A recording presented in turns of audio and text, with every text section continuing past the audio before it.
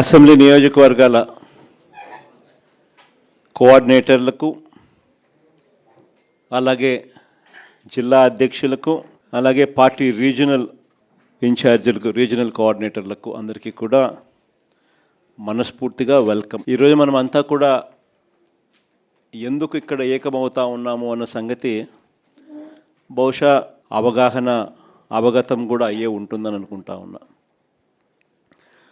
ఎందుకంటే స్థానిక సంస్థలకు సంబంధించి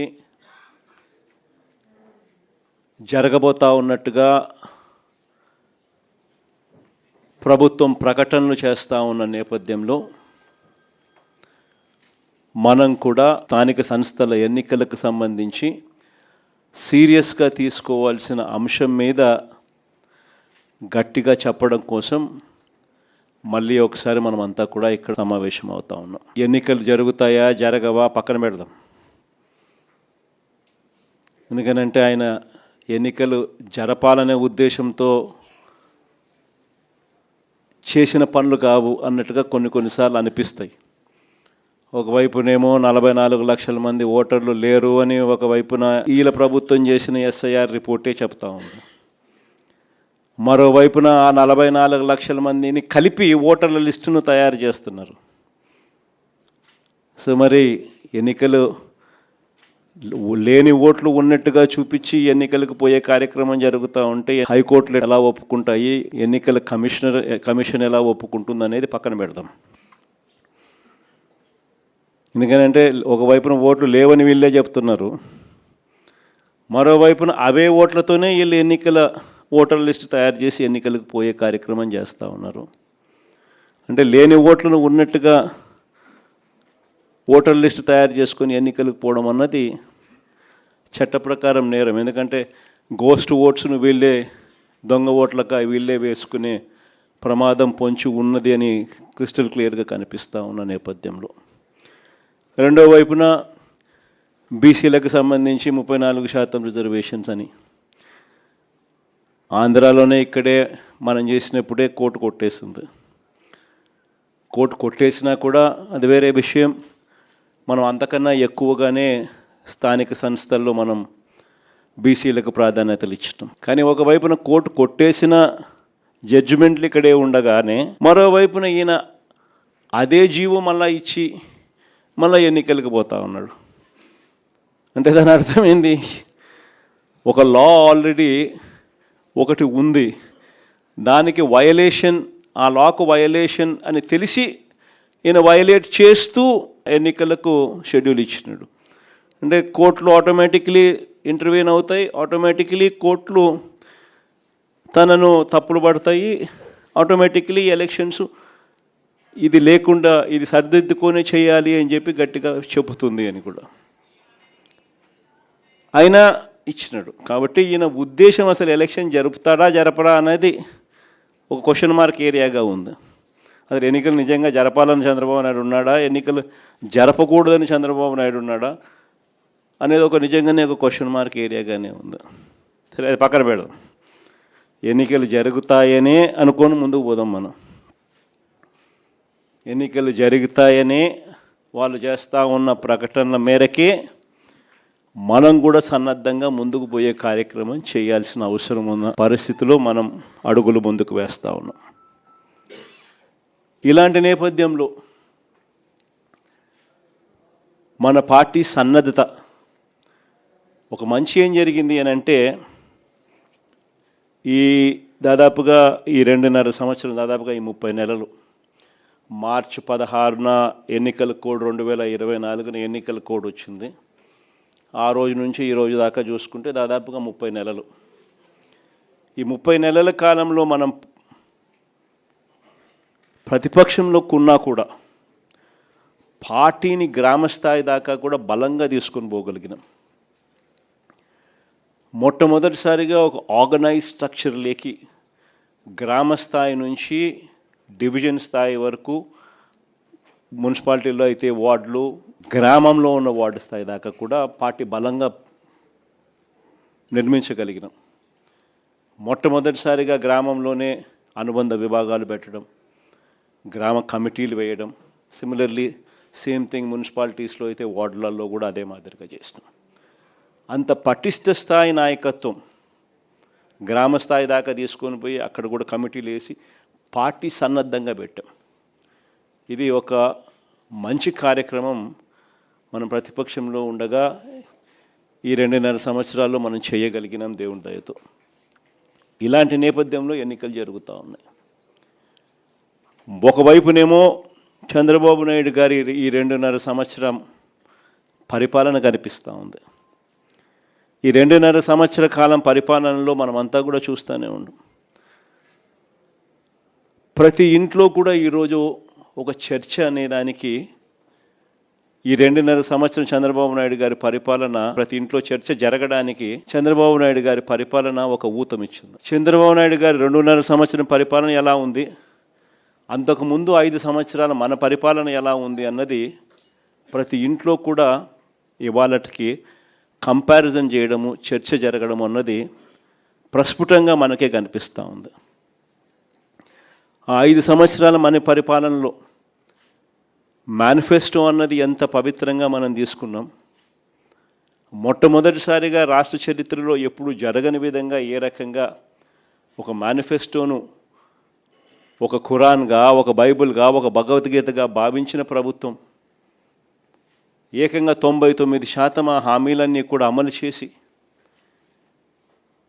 ప్రతి ఇంటికి కూడా ప్రతి 50 ఇళ్లకు ఒక వాలంటీర్ని పెట్టి ప్రతి గ్రామంలోనే ఆ గ్రామంలోనే చదువుకున్న పిల్లలకు అక్కడే చిరునవ్వుతోనే ఉద్యోగం చేస్తూ అక్కడే గ్రామ స్థాయిలోనే కనిపించే విధంగా గ్రామ సచివాలయాలు తీసుకొచ్చి ఏ రకంగా పారదర్శకతకు అద్దం పట్టగలిగామో, ప్రభుత్వ పాలన అన్నది ఇంతకుముందు గతంలో లంచాలు లేకుండా ఇవ్వడం అన్నది సాధ్యం కాదు అన్న పరిస్థితి నుంచి ప్రభుత్వ పథకాలను, ప్రభుత్వ పాలనను ఎలాంటి లంచాలు లేకుండా ప్రజలకు అందించగలుగుతాము అన్న భరోసా కలిగించిన ప్రభుత్వం ఎక్కడైనా ఉంది అని అంటే అది ఒక్క వైఎస్ఆర్సీపీ ప్రభుత్వంలో మాత్రమే జరిగింది అని కూడా గర్వంగా కాలర్ ఎగిరేసుకుని మన దగ్గర నుంచి మొదలెడితే ప్రతి కార్యకర్త కూడా చెప్పుకునేంత గొప్ప పాలన మనం దేవుడి దయతో ఇవ్వగలిగాం. మొట్టమొదటిసారిగా ఎన్నికలలో ఒక మాట చెబితే, ఒక మేనిఫెస్టోలో ఆ పదాలు పెడితే, మేనిఫెస్టోలో పలాని స్కీములు ఇస్తామని చెబితే మొట్టమొదటిసారిగా ఆ మేనిఫెస్టోలో చెప్పిన ఆ స్కీములు డస్ట్బిన్లకు పరిమితం కాకుండా, చెత్తబుట్టలకు పరిమితం కాకుండా ఏకంగా అసెంబ్లీ సమావేశాలు జరిగేటప్పుడే, బడ్జెట్ సమావేశాలు జరిగేటప్పుడే ఒక షెడ్యూల్ ఇచ్చి పలాని నెలలో పలాని స్కీమ్ అమలవుతుందని చెప్పి ఆ షెడ్యూల్ తప్పకుండా ఆ నెలలో బటన్ నొక్కి ఆ స్కీమ్ ప్రతి ఇంటికి కూడా చేర్చిన ఘనత ఎక్కడైనా జరిగింది అని అంటే, అలాంటి పాలన ఎప్పుడైనా జరిగింది అని అంటే అది కూడా ఒక వైఎస్ఆర్సీపీ ప్రభుత్వ హయాంలో మాత్రమే జరిగిందని కూడా గర్వంగా చెప్పగలుగుతాం. నిజంగా ఇవన్నీ కూడా ఇంతకుముందు ఎప్పుడూ కూడా జరగల. కళ్ళ ఎదుటే కనిపిస్తూ ఉన్న సంస్కరణలు ఇవన్నీ కూడా. ఏ గ్రామంలోకి వెళ్ళినా ఆ గ్రామంలో బడులు నాడు నేడుతో రూపురేఖలు మారిన బడులు కనిపించేవి.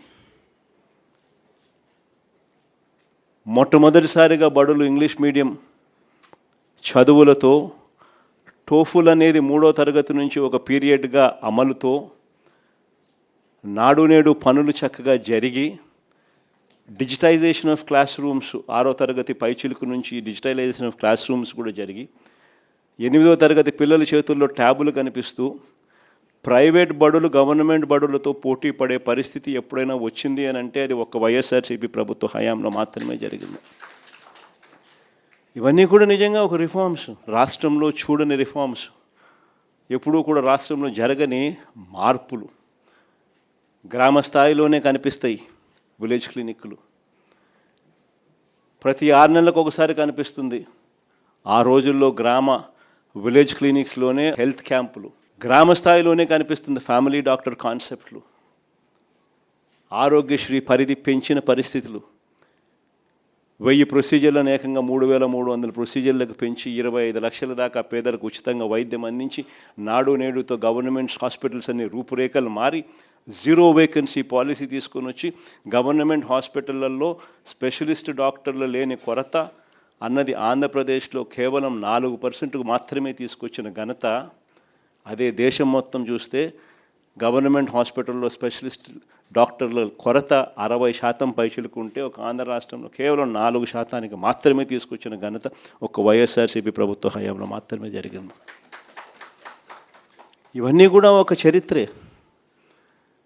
కళ్ళ ఎదుటే ఏ పంటకు గిట్టుబాటు ధర రాక రైతులందరూ రోడ్డెక్కుతా ఉన్న ఈ 2.5 సంవత్సర పరిపాలన ఒకవైపున మనం చూస్తూ ఉండగా 5 సంవత్సరాల మన పరిపాలనలో ఏ రైతు రోడ్డెక్కాల్సిన అవసరం లేకుండానే గ్రామ స్థాయిలోనే ఓ ఆర్బీకే, అందులో ఒక అగ్రికల్చర్ గ్రాడ్యుయేటు, రైతును చెయ్యి పట్టుకుని నడిపించే ఆర్బీకే వ్యవస్థ, ప్రతి ఎకరా ఈ క్రాపు, రైతులకు ఉచిత పంటల బీమా, ఆ ఈ క్రాప్తో ముడిపెట్టి ప్రతి ఆర్బీకే పరిధిలోనూ కూడా ఒక పోస్టర్, ఆ పోస్టర్లో గిట్టుబాటు ధరలు నిర్దేశించి ప్రింట్ కొట్టి పెట్టడం, ఏ పంటకు ఏ గ్రామంలో ఆ గిట్టుబాటు ధర రాకపోయినా కూడా వెంటనే ఆర్బీకే పరిధిలో ఉన్న ఆ ఆర్బీకే అసిస్టెంట్ సీఎం యాప్ అని continuous monitoring of agricultural price and procurement అని యాక్టివేట్ చేయడం, జాయింట్ కలెక్టర్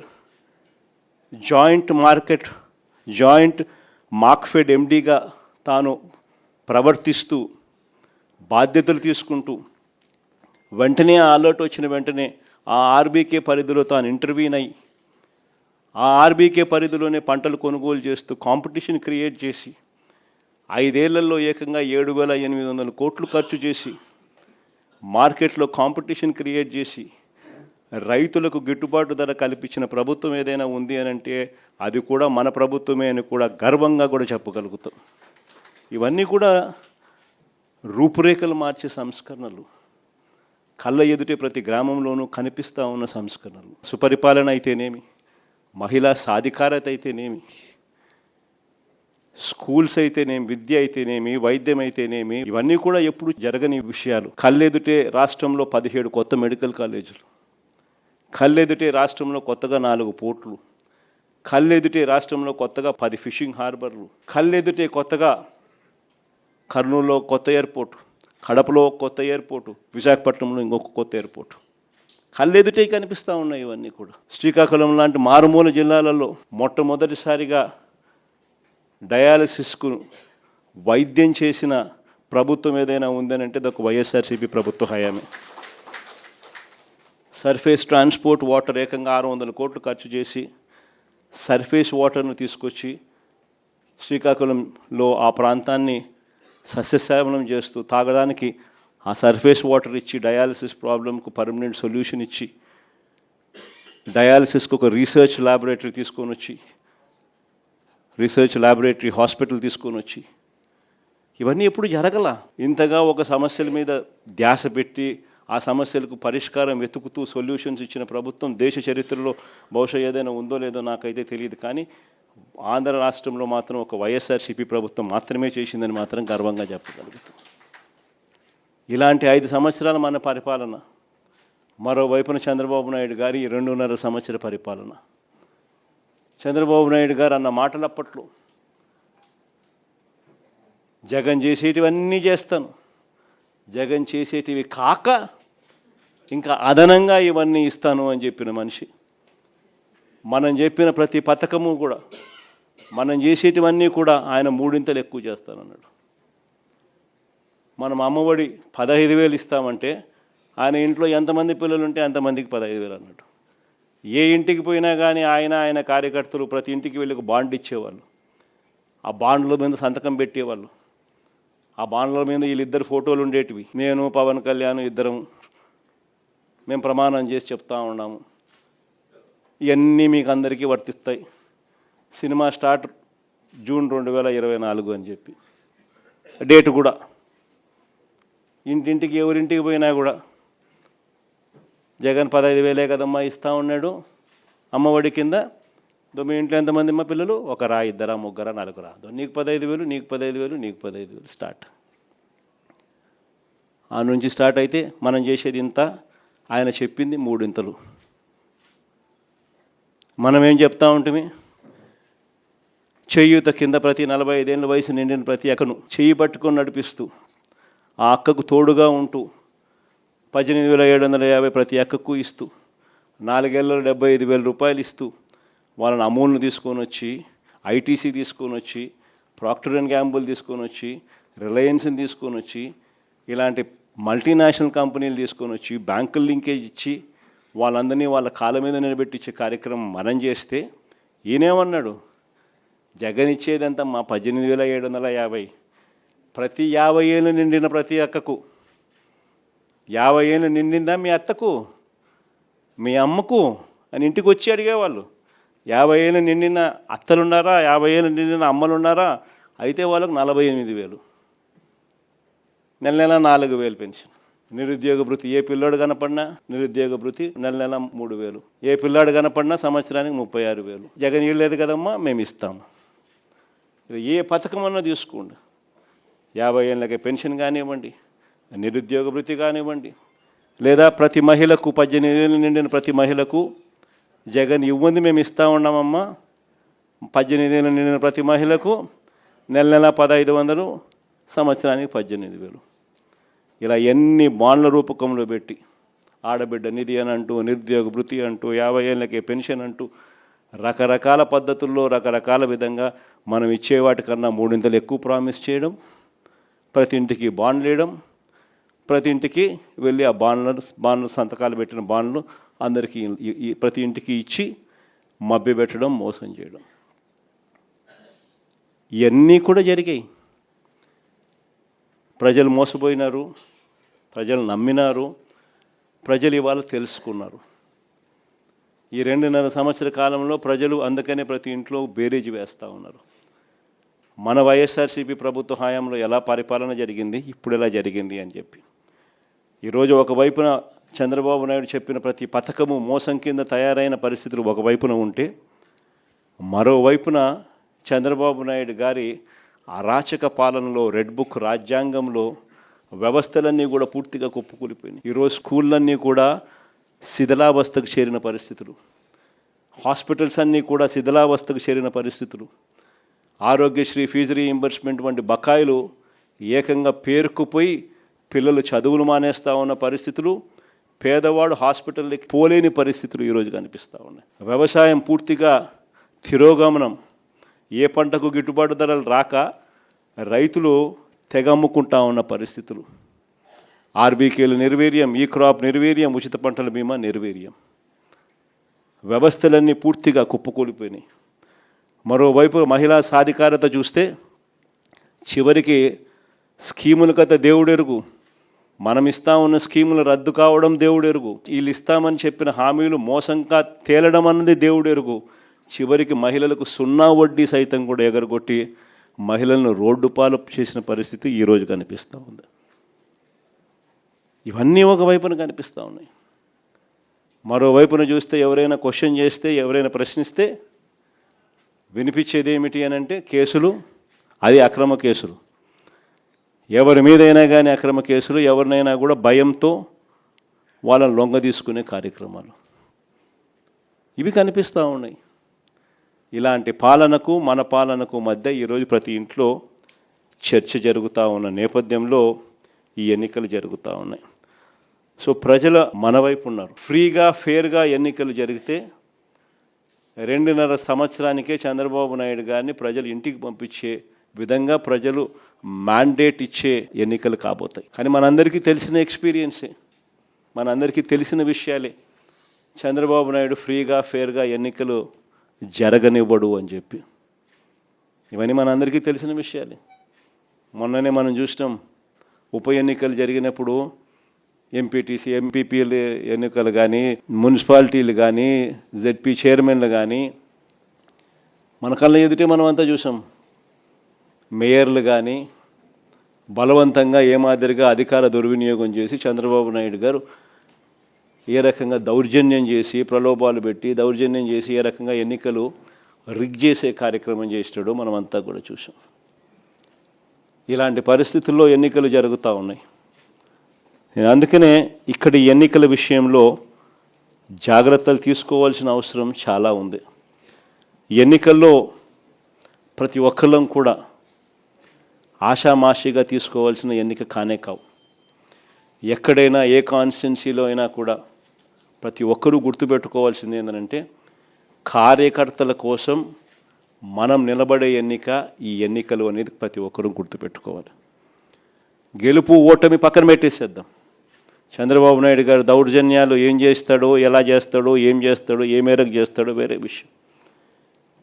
కానీ ఆ కార్యకర్తకు దౌర్జన్యం చేసిన మా నాయకుడు మాకు తోడుగా ఉన్నాడు అన్న భరోసా ఆ కార్యకర్త కలగాల.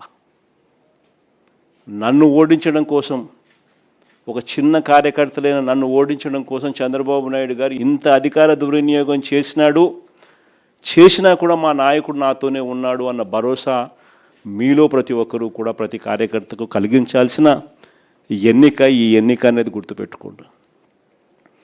అలా భావన వచ్చినప్పుడే రేపొద్దున మీ ఎన్నికల్లో ఆ కార్యకర్త మీకోసం రెట్టించిన ఉత్సాహంతో మీకోసం పనిచేస్తాడు అన్నది ప్రతి ఒక్కరూ గుర్తుపెట్టుకోవాల్సిన అంశం. ఇక్కడ ఈ విషయంలోనే చెప్తా ఉన్నా, చంద్రబాబు నాయుడు గారు డైరెక్ట్ ఎలక్షన్స్ కూడా పెట్టడానికి కూడా అనౌన్స్మెంట్స్ చేస్తూ ఉన్నాడు. ఒక రకంగా ఇది మనకు మంచిది, నిజంగా డైరెక్ట్ ఎలక్షన్ జరగడం అన్నది కూడా.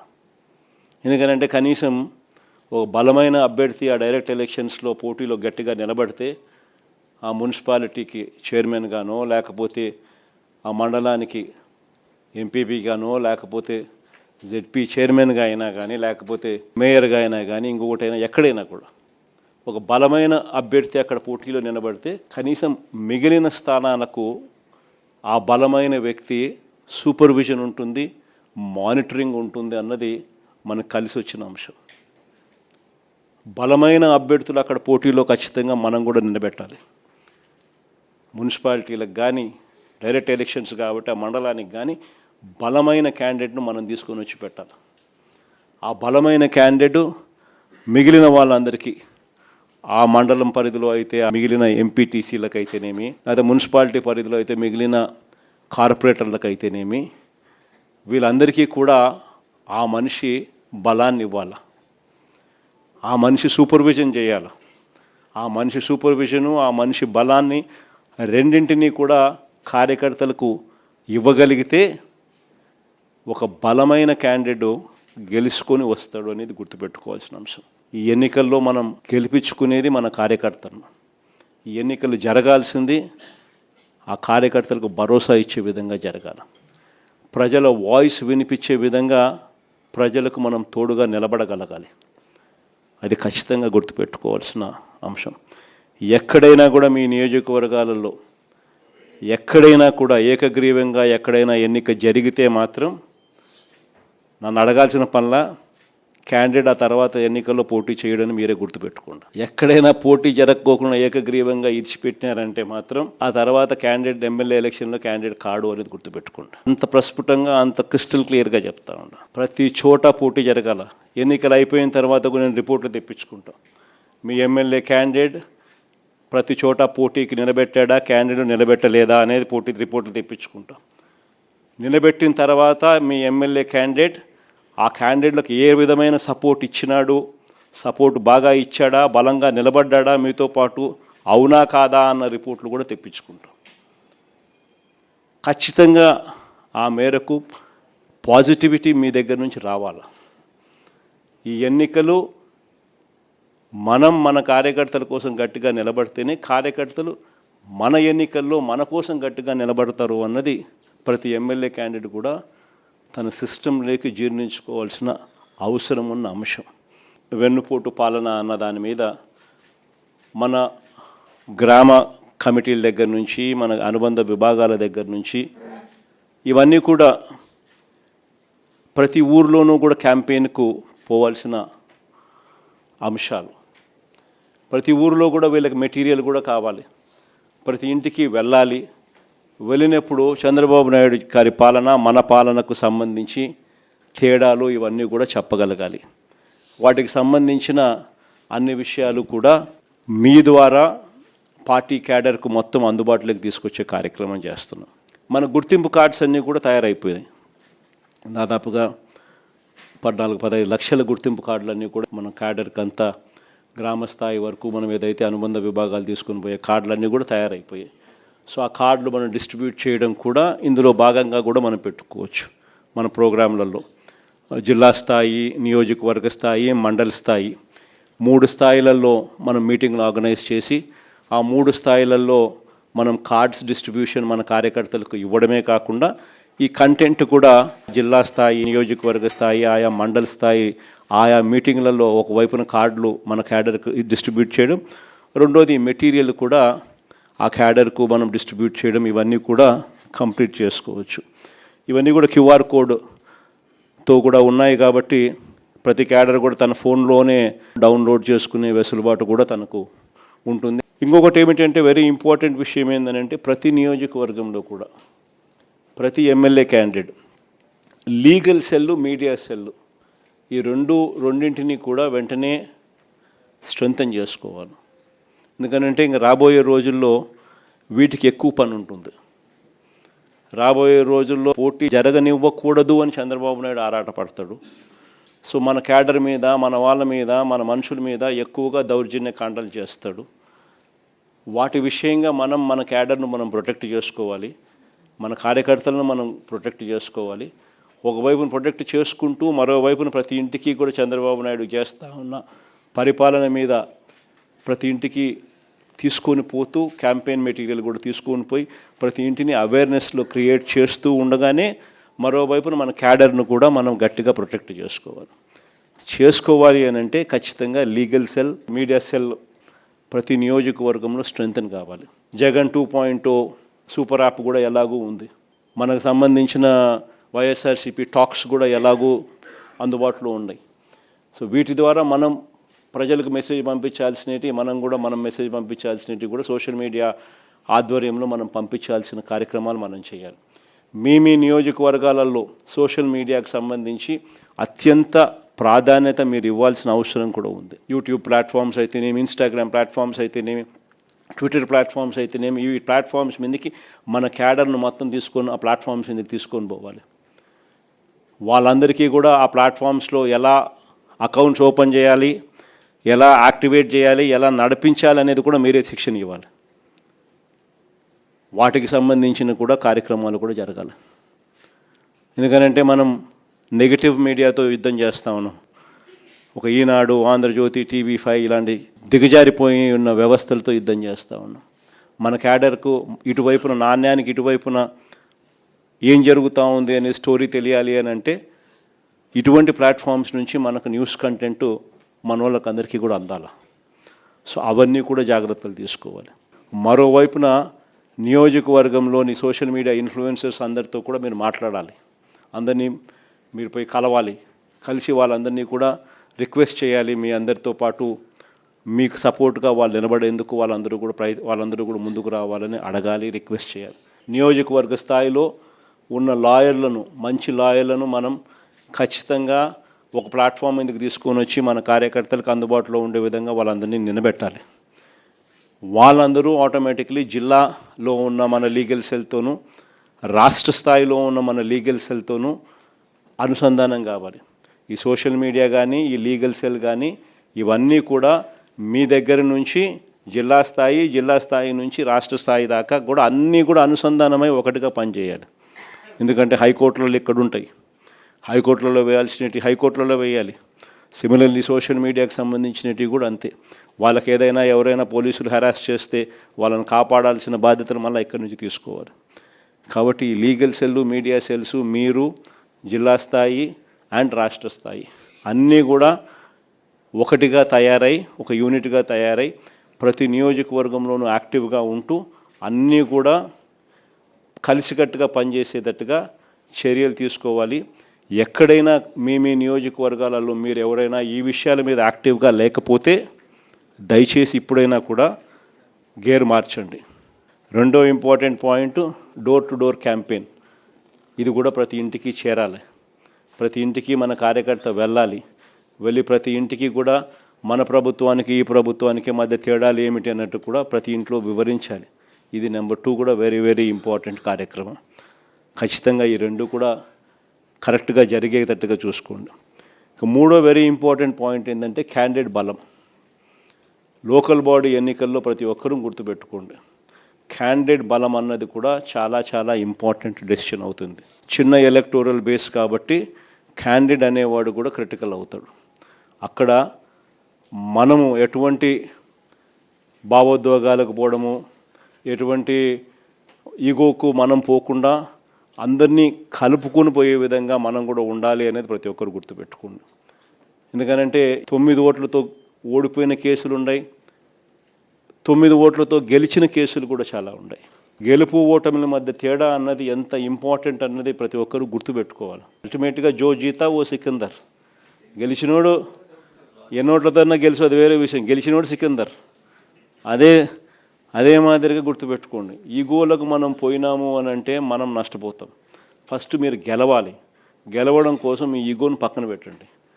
ప్రతి కార్యకర్త కూడా ఎక్కడెక్కడ మనం గట్టిగా ఆ గ్రామంలో కన్సాలిడేట్ చేసుకోవాలని ఇది ఒక అవకాశం కింద తీసుకోండి.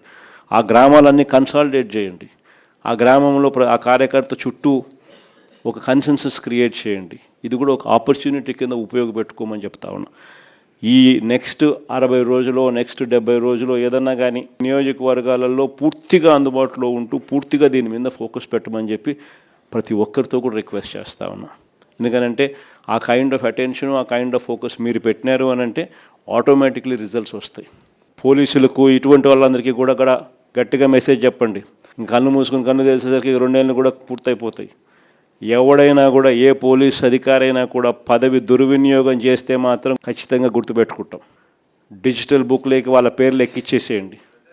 ఆ తర్వాత మన ప్రభుత్వం వచ్చిన తర్వాత అన్యాయం చేసిన అధికారి ఎక్కడ ఉన్నా కూడా ఖచ్చితంగా శిక్ష పడేట్టుగా చేస్తామని మాత్రం ఖచ్చితంగా చెప్తా ఉన్నా. ఈ మెసేజ్ ప్రతి అన్యాయం చేసే పోలీసు వాళ్ళకు కూడా ఖచ్చితంగా పంపించద్దు.